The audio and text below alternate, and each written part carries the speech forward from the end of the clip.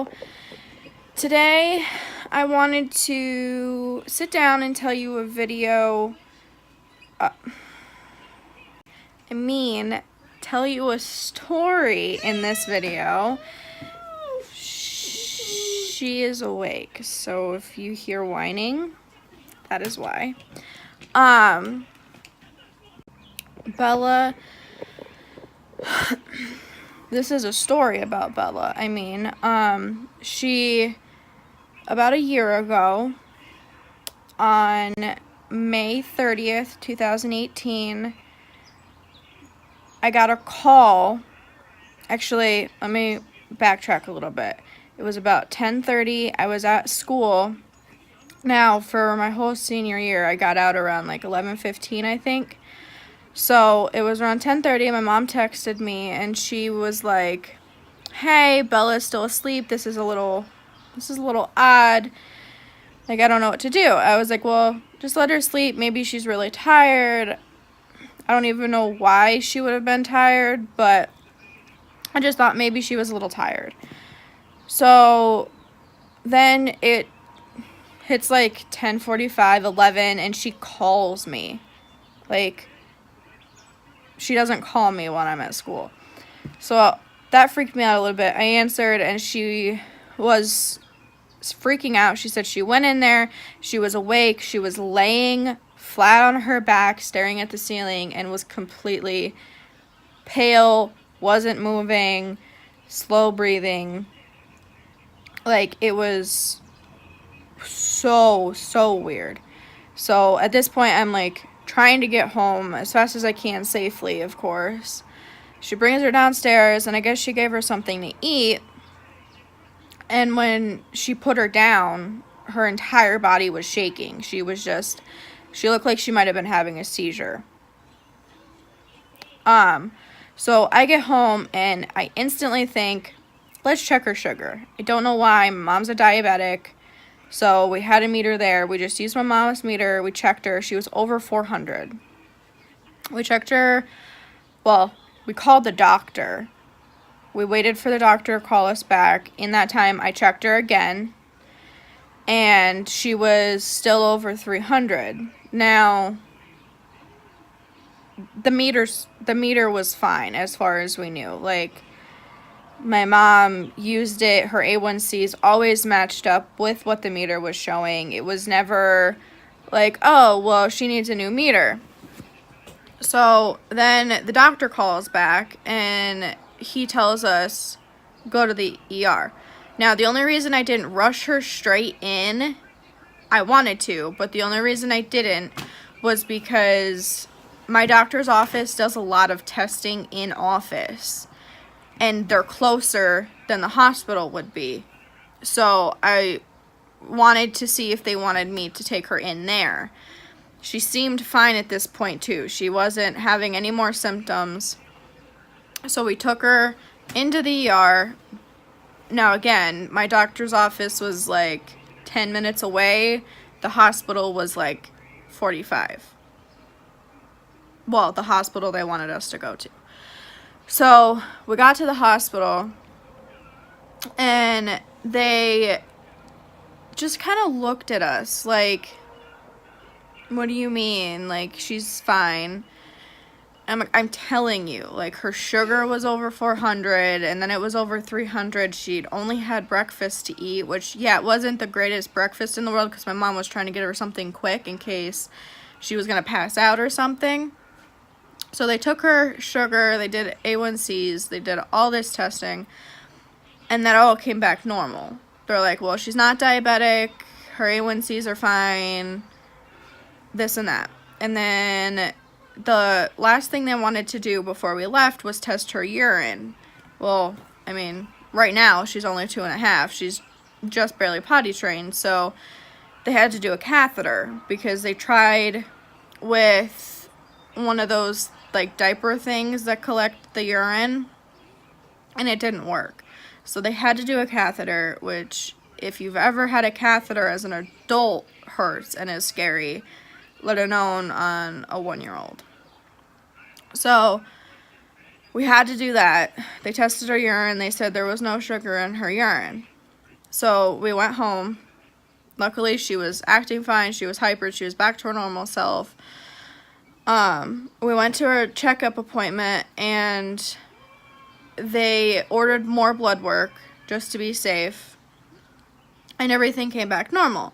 So then they recommended us to a endo, and at first the endo wouldn't take her.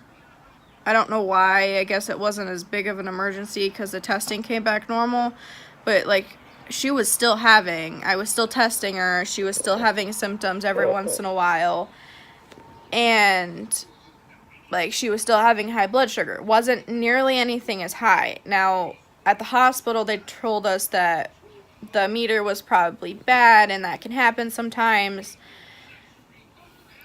I don't know what happened. But,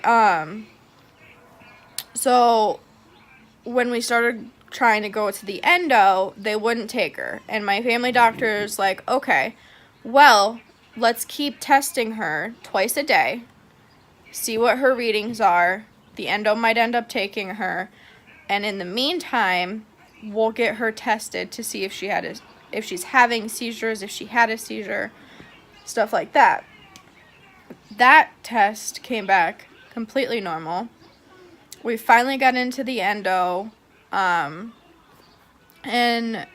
again, they ran tests, different tests, and we talked to the endo, and the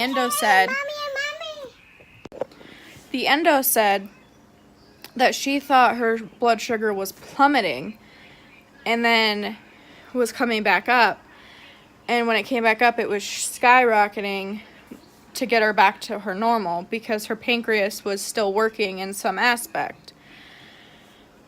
And she tested for that, and I guess that test came back normal, but she still thought it was either that or it was pre.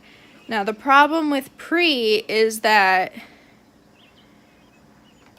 the test that they do for that, you need to catch it while she's having an attack. And we tried that. We tried waiting for an attack. By the time she had one and we got her to the hospital, it came back negative because it wasn't an attack anymore, because we couldn't get to the hospital in time because we very rarely caught it in the beginning. She's, to this day, has never had an attack the way she did the first day. But anyway, there was two options.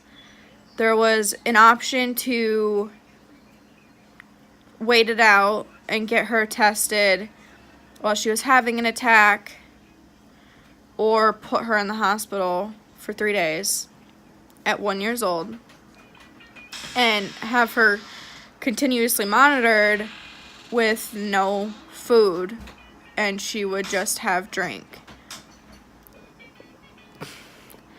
She's 1. Well, she was 1. And it's already a scary aspect. What? So it's already a scary aspect to begin with. Hold on.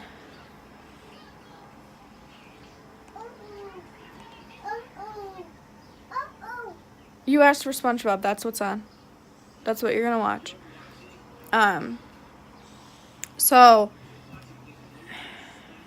the doctor said, like, okay, well, if you don't want to do that, basically what we can do without putting her through more trauma and testing is wait it out. Because she's like, if it is pre, then it's gonna come up eventually anyway. It could be tomorrow, or it could be when she's 60 and she has type 2. We don't know. So basically, to this day, I am just on the lookout for any sign of crankiness, over sweating, over urination, over thirst, not eating, losing weight, any of the signs, any sign that could even have an inkling that her sugar is high or low.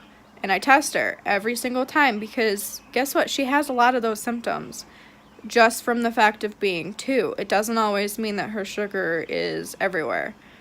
A lot of times it does, but there's times where she'll seem like she is moody and like her sugar is probably like 200 and it's not. It's like 98. And there's other times where it's just a little bit of a symptom and she's at like 170. So I just wanted to tell you guys that story because it's been a whole year.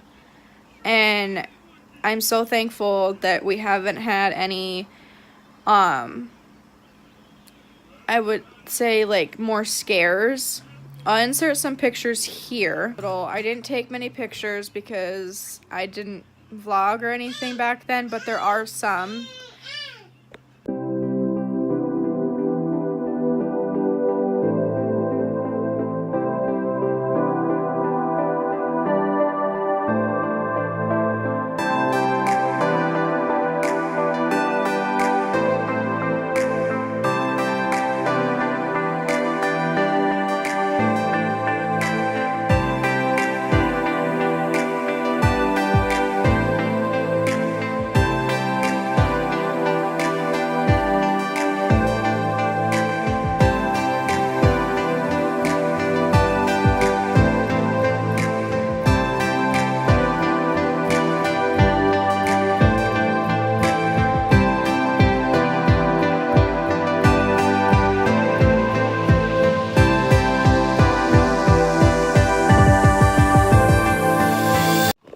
So I will keep you guys updated if anything happens.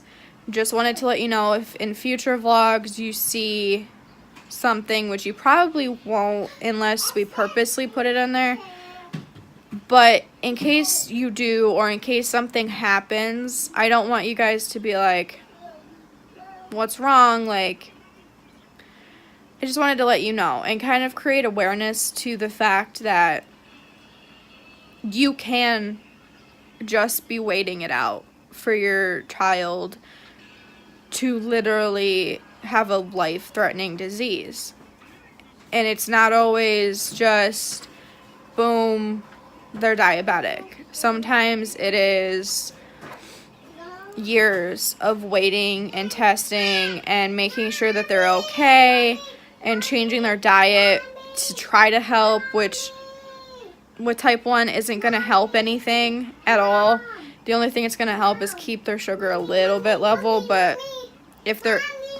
Anyway, what I was saying was, with type 1, changing their entire eating habit is not going to stop their pancreas from stop working. It's not like type 2 where you get into pre and you try to lose weight and you try to change your diet and it can reverse it. A lot of times it does if you catch it early enough and you do enough to stop it. Sometimes it doesn't, but with type 1, so many people get that confused with type 2 because a lot of people associate diabetes with eating unhealthy because it's about your sugar. And it's not. Literally, type 1 is where your pancreas does not work anymore. Mommy. What? Watch TV, please. It's where your pancreas does not work anymore. And you have to give your body the right amount of insulin for what it needs. And that's a scary thing because if your body goes without insulin, it shuts down. It causes seizures. It causes organ failure, it causes hemorrhaging, it causes everything. And it's scary enough to know, okay, well, this is what my child, speaking of child, this is what my child has, and this is how I have to treat it, but not knowing, not having anything to fix it when it happens, that's scary too. And it's not as scary just for the fact that my child can go to bed at night and I almost know she's going to wake up in the morning. Whereas with when you have a full-blown type 1 child, You don't always know that. You don't know when their sugar is going to drop. You don't know if their sensors are going to work. You don't know any of that. And it's very scary. And I want to create as much awareness to that as I can, because even though I don't have a type 1 child, I know a lot of people who do. And I can't believe that not enough people know about it and the real causes of it. Like, when Bella was going through all of this, all everyone said was, well, maybe you shouldn't feed her junk food. And she didn't eat much junk food. And honestly, a child having candy or chocolate once in a while is healthy. It's not unhealthy. And she wasn't a child that ate nothing but cereal and donuts and everything else all day long. Like, that's not going to change anything. Like, my own family, some of them thought that it's just because I was a bad mom and all of that. And I'm telling you, if you're going through this, if you have a child with type 1, it's not your fault. It's not. I promise. And it's scary. But guess what? She is all that matters. And as long as she is healthy and happy, which she obviously is, I did my job. So thank you guys for watching. It means a lot, and I hope that this spreads a little bit more awareness than there is, because, like I said, there's not a lot, and it's scary. But again, thank you guys for watching. It means a lot. Please don't forget to like, comment, or subscribe. If you like more videos like this, I will try to give you some more insight on everything. Just let me know if you guys have any questions. Feel free to ask. I may not have them all, but I will try to find them for you. Bye, guys.